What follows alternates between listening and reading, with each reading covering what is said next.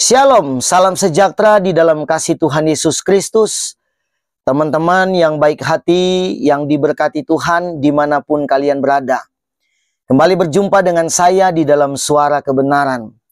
Kali ini Suara Kebenaran ingin memunculkan satu pernyataan yang sangat menarik sekali untuk kita simak bersama. Dari seorang yang katanya mualaf, berarti mantan Kristen mungkin ya, atau dari agama mana.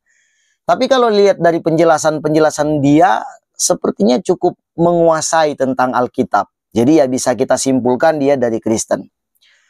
Apa yang disampaikan oleh mualaf perempuan ini, dia itu mencoba untuk menjawab pertanyaan dari orang tentang kenapa harus Yesus yang datang di akhir zaman, bukan Nabi Muhammad. Daripada kita salah kaprah, lebih baik kita saksikan dulu cuplikan video berikut ini. Saudara-saudaraku yang dirahmati Allah, memang banyak sekali non-muslim yang sering menyatakan bahwa mereka sangat mengimani bahwa Yesus nanti akan datang kedua kalinya untuk menyelamatkan mereka, dan meyakini bahwa Yesus ini adalah juru selamat bagi umat manusia. Sahabat-sahabatku yang dirahmati Allah, pertanyaan kenapa Yesus akan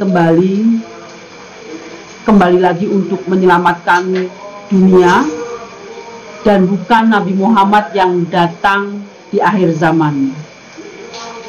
Sebelum saya menjawab pertanyaan ini, saya akan sedikit memberikan sedikit pemahaman. Insya Allah apa yang sudah saya sampaikan nanti insya Allah bermanfaat buat kita semua ya. Kami Muslim menyatakan bahwa Islam adalah satu-satunya agama non-Muslim yang mewajibkan pengikutnya percaya kepada Yesus Kristus. Dan kami Muslim percaya bahwa Yesus adalah seorang nabi. Kami Muslim percaya bahwa Yesus terlahir dengan mukjizat tanpa campur tangan seorang pria.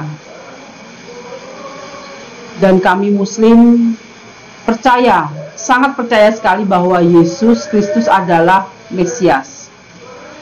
Dan kami semua Muslim sangat percaya bahwa Yesus ini menghidupkan orang yang sudah mati. Semua itu atas izin Allah.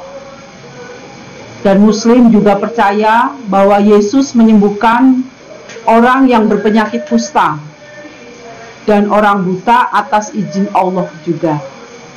Kita sebagai umat Muslim dan Kristen tentunya berjalan bersama-sama, berjalan beriringan. Lalu di manakah perbedaan antara kita Muslim dengan non-Muslim? Teman-teman, sebelum saya lanjutkan videonya, saya ingin menanggapi dulu untuk bagian yang pertama ini, biar tidak terlalu panjang begitu ya.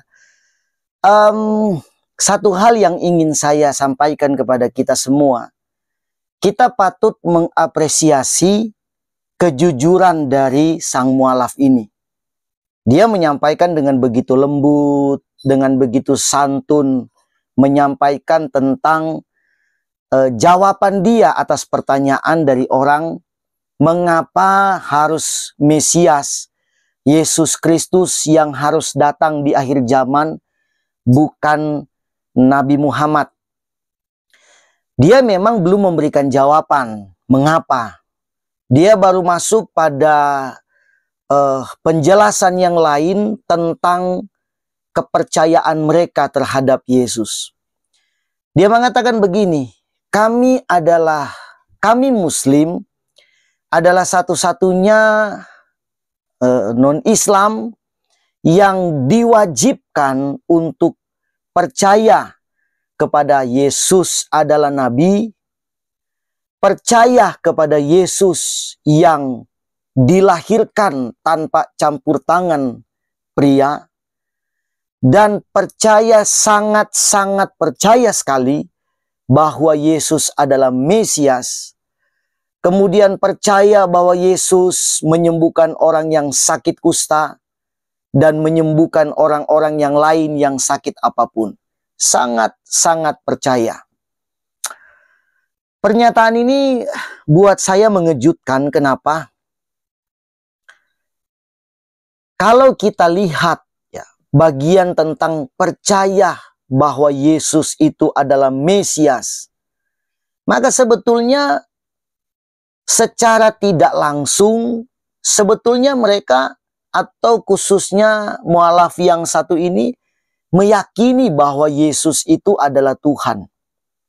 Mengapa demikian? Karena memang itulah yang dicatat di dalam Alkitab.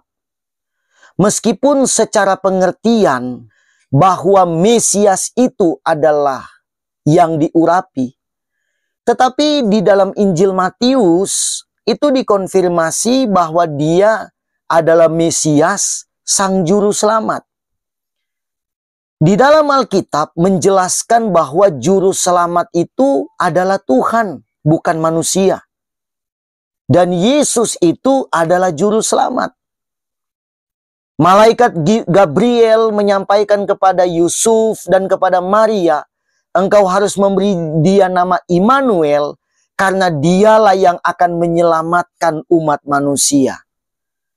Penyelamat itu cuma Tuhan, bukan manusia. Maka penyematan nama Mesias dalam kehidupan atau pribadi Yesus itu tepat.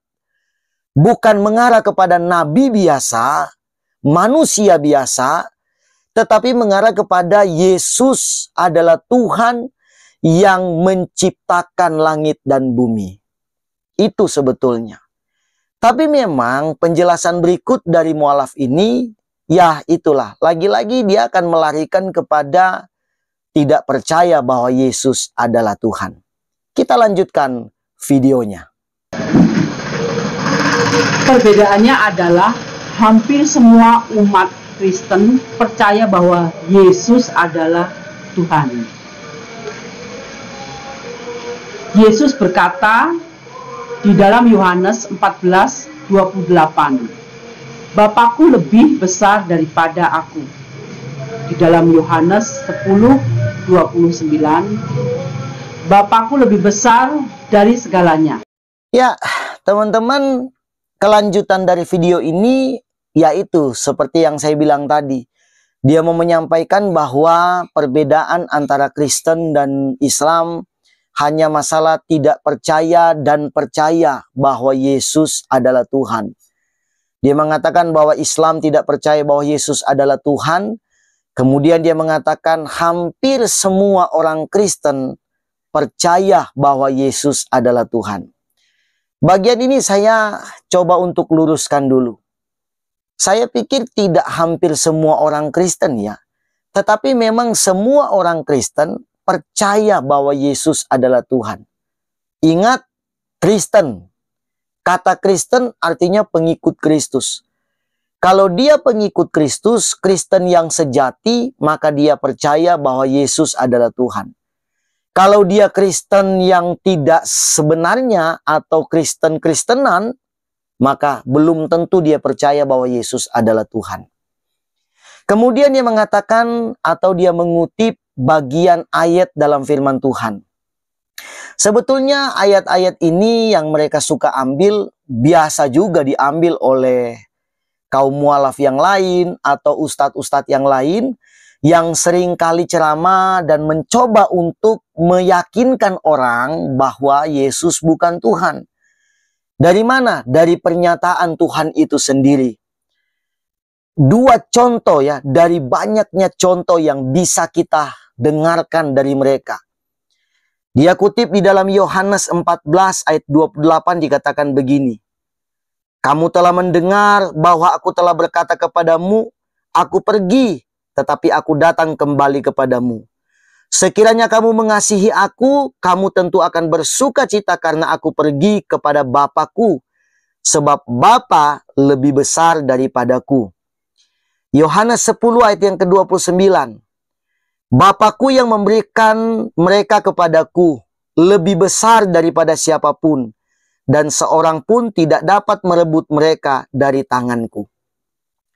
Kutipan ayat ini dia mau bilang begini. Pernyataan Yesus itu bahwa Bapa itu lebih besar dari aku. Artinya menunjukkan bahwa pribadi Yesus itu bukan Tuhan. Karena ada dua perbedaan. Bapa lebih besar dan dia status Bapa, sementara Yesus lebih kecil dan statusnya anak. Jadi ayat-ayat yang semacam ini banyak kali dipakai oleh kaum-kaum mereka untuk mencoba meyakinkan kepada banyak orang bahwa Yesus bukanlah Tuhan. Kenapa? Yesus yang bilang sendiri, aku nabi, aku adalah utusan, Bapakku lebih besar daripada aku, dan sebagainya. Pernyataan itu keluar langsung dari mulut Yesus. Itu yang mereka mau bilang. Saya mau sampaikan begini teman-teman. Itulah mereka. Kalau ayat-ayat yang dalam tanda petik bisa menunjang pemahaman mereka, bisa menopang pemahaman mereka, misalkan ayat-ayat yang seperti tadi, mereka pasti ambil itu untuk dijadikan senjata menyerang kekristenan dan Tuhan itu. Tetapi kalau ayat-ayat yang tidak menunjang mereka, padahal ayat atau kata-kata yang sama keluar dari bibirnya Yesus sendiri, mereka tidak mau ambil. Misalkan contoh, saya kasih contoh ya. Kira-kira mereka mau ambil enggak ayat ini?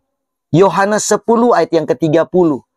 Yohanes 10 ayat 30 dikatakan begini, aku dan Bapa adalah satu. Nah, jadi kalau mau mengatakan bahwa dia adalah nabi, dia adalah utusan, Bapa lebih besar dari dia, itu memang benar pernyataan Yesus. Tetapi Yesus bilang, aku dan Bapa itu satu. Jadi, Bapa dan Yesus itu bukan pribadi berbeda. Satu dikatakan di sini. Satu. Cocok dengan apa yang dikatakan dalam Injil Markus. Ya kan? Tuhan itu Esa. Menggunakan kata Ehad. Esa. Satu. Makanya Yesus mengatakan, aku dan Bapa adalah satu. Bahkan di dalam Yohanes 8 ayat yang ke-58, kira-kira mereka mau ambil enggak ayat ini? Kata Yesus kepada mereka, aku berkata kepadamu, sesungguhnya sebelum Abraham jadi, aku telah ada. Kita bisa membayangkan secara logika kita. Kalau Yesus itu sudah ada sebelum Abraham jadi, lalu dia dikatakan manusia biasa, manusia seperti kita. Bagaimana mungkin dia bisa hidup dalam rentang waktu yang begitu panjang sebelum Abraham sampai kepada zaman Yesus? Itu 2000 tahun lamanya. Kurang lebih ya, perhitungannya kurang lebih 2000 tahun. Dari zaman Abraham, bahkan sebelum Abraham, sampai kepada zaman Yesus. Rentang waktu 2000 tahun dia bisa hidup umur panjang banget. Ya kan? Jadi ayat-ayat yang sebetulnya mau menjelaskan tentang Yesus adalah Tuhan, mereka tidak mau ambil. Mereka hanya mau mengambil ayat-ayat yang ya mendukung pemahaman mereka. Tapi teman-teman sekalian yang mendengarkan siaran ini, apa yang dikatakan oleh mualaf ini yang bagian pertama tadi, saya apresiasi. Sebetulnya mereka mengakui bahwa Yesus adalah Mesias. Mesias bukan menurut pemahaman mereka. Mesias menurut pemahaman Alkitab, bukan menurut pemahaman mereka. Karena Mesias menurut pemahaman Alkitab adalah juru selamat. Seperti pengakuan Simon Petrus, engkau adalah Mesias. Engkau adalah anak Allah, juru selamat dalam hidup manusia. Nah, mudah-mudahan mereka bisa lebih banyak mengerti, dan saya masih tetap berdoa supaya Tuhan membukakan hati mereka, supaya mereka diberikan pengertian oleh Tuhan tentang Yesus Kristus adalah Tuhan. Karena tanpa pengertian dari Tuhan pun sulit untuk kita memahami tentang ketuhanan Yesus. Mudah-mudahan dengan penjelasan singkat saya ini dapat memberkati kita semua, teman-teman dimanapun sekalian berada. Jangan lupa bagikan video ini kepada teman-teman yang lain, sharekan video ini kepada teman-teman yang lain, berikan komentar di bawah yang baik, yang sopan. Kalaupun komentar dari haters, tolonglah belajar untuk tidak saling menghina. Itu tidak baik buat kita. Saya pun berikan komentar kepada yang lain, komentar yang baik hati. Karena kan saya suka mulai membaca nih ada komentar-komentar yang kurang sopan. Ya, tapi itu hak kalian juga sih ya. Ya, mudah-mudahan kita semua dicerdaskan oleh apa yang bisa saya sampaikan pada kesempatan ini.